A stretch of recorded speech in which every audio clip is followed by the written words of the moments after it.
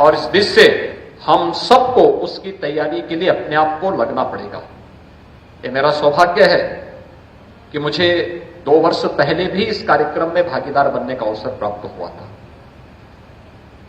और उस समय भी मैं इन कार्यक्रमों के साथ जुटा था। लेकिन विगत 2-2.5 वर्ष आप सबने देखे हैं किस प्रकार के संक्रमण काल के दौर से पूरा देश और पूरी दुनिया और पूरी मानवता गुजरी है।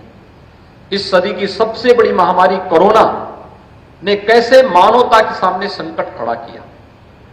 दुनिया के अंदर लाखों लोग इस बीमारी से काल कलवित हुए, लेकिन तब भी बिना रुके बिना टिके प्रधानमंत्री मोदी जी के नेतृत्व में भारत की यात्रा अनवरत रूप से आगे बढ़ रही है।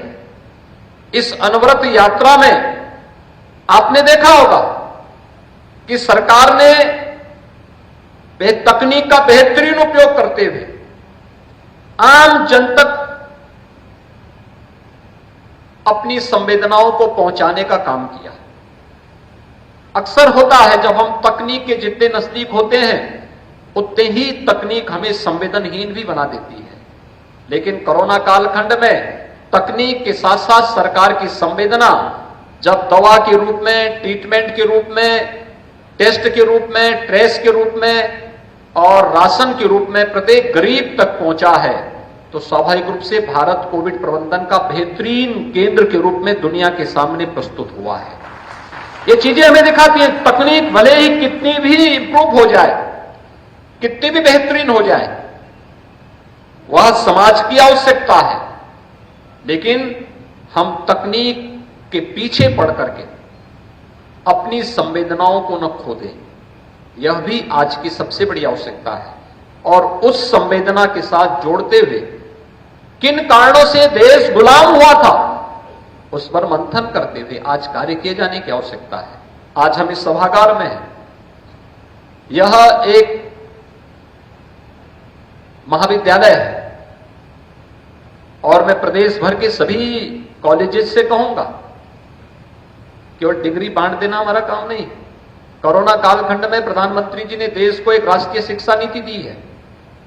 राष्ट्रीय शिक्षा नीति हमारे युवाओं को आगे बढ़ने का एक बेहतरीन मंच प्रदान कर रहा है।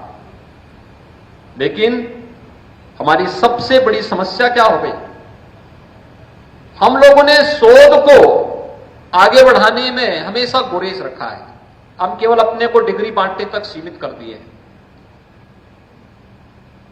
आजादी के अमृत महोत्सव के इस कार्यक्रम के दौरान हम लोगों की जिम्मेदारी बनती थी कि स्थानीय स्तर पर हम लोग उन सभी ज्ञात अज्ञात सेनानियों को ढूंढें जिन्होंने आजादी की इस लड़ाई में योगदान किया। मैं देख रहा था यहां पर कि राणा बेनी माधव बख्श सिंह जी को हम याद करते हैं, उनका स्मरण करते हैं।